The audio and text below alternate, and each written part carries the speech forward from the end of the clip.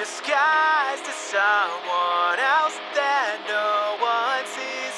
She's used and empty, but it gets her what she needs. I was having a phone call with a friend. Where you're watching this right now, we're about a year and a half after the pandemic. And we were both just like, yeah, I'm done being a professional musician. I'm 36 now. I've been doing this since I was 3 years old. For 33 years, this is all I've done. And as soon as I hung up the phone, this melody just came to my head.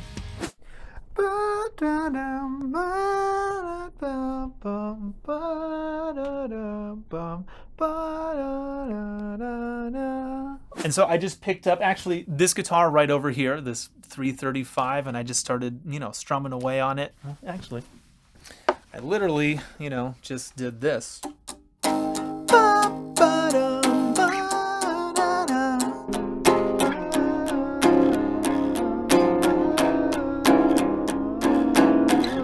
And all I did was just capture that on a voice memo recording on my phone and just, threw it in the archives and waited for something to come from it.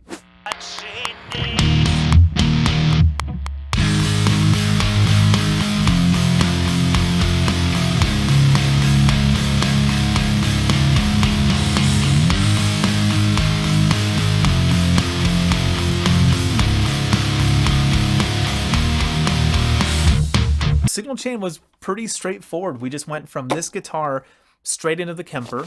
I profiled a 5150, which this guitar, we used this guitar with the 5150, and then I profiled a Marshall Plexi. I'm pointing to this room like you can see it, but that's where my amp room is. All the rhythm tracks were done with this right here.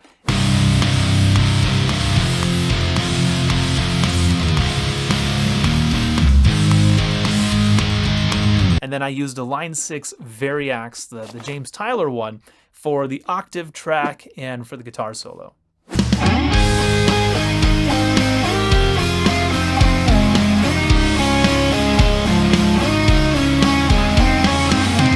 So the perspective that I kind of took with this whole tune was like Weezer meets Green Day. Well, I know Weezer songs always have a super fuzzy sounding guitar track. It's the Dweezil amp. It's a diesel. They put a W in it, and it's always just fuzzy.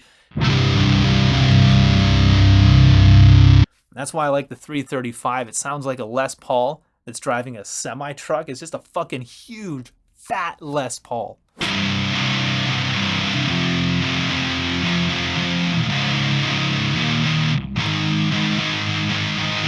I also did like a secondary rhythm and also an octave track, really just to reinforce the harmony on that major to minor chord.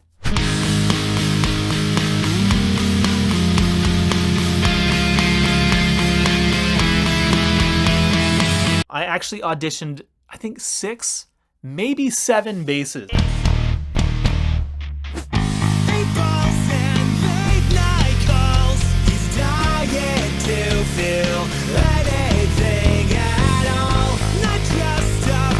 I normally don't do that, but they all arrived here at the same time, and why not?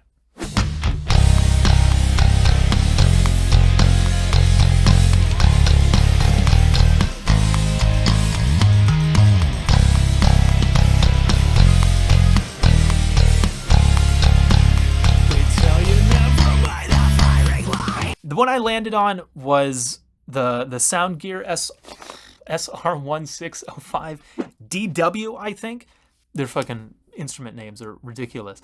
I just kind of started with the one that was getting me closest to the finish line, and that's the one I worked with.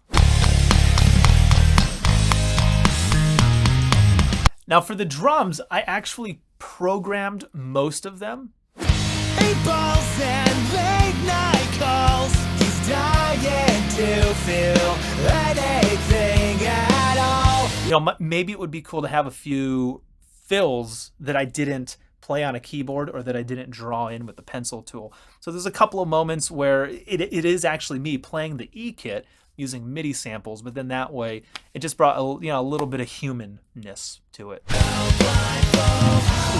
angels masquerade tell you never mind the firing line. So the melody for the verses came from that initial voice memo. I had a very basic idea of just, how about verse 1 is about her and verse 2 is about him. Kind of like The Offspring did that with the song. Verse 1 is, my friend's got a girlfriend and he hates that bitch. And then the second verse, my friend's got a girlfriend and she hates that dick. Like, it's the same story, but from his perspective and from her perspective. And they both relate in the chorus, which is, this is fucked. From hollow eyes she hides, disguised as someone else that no one sees. She's used and empty, but it gets her what she needs.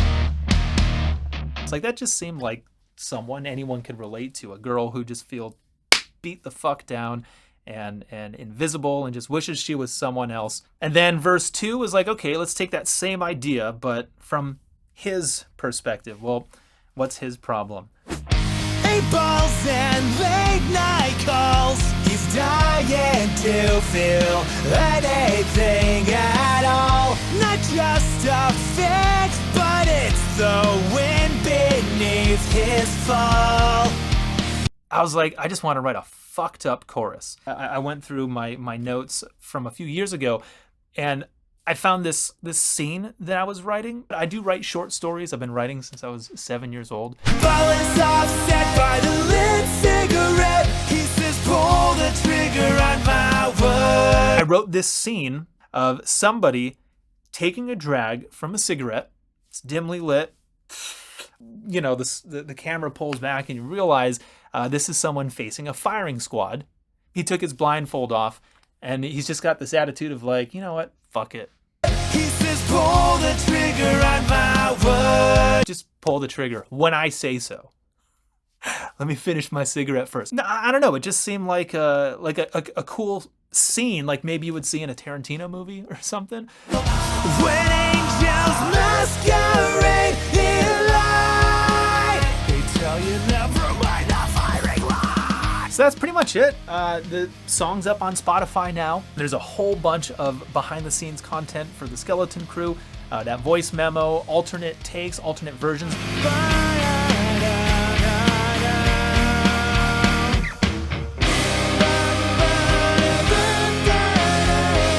So I don't know what the next song is gonna be. I think we're gonna do something that's like Rage Against the Machine meets Frank Zappa, and that it's really funky and heavy, but just dirty as fuck.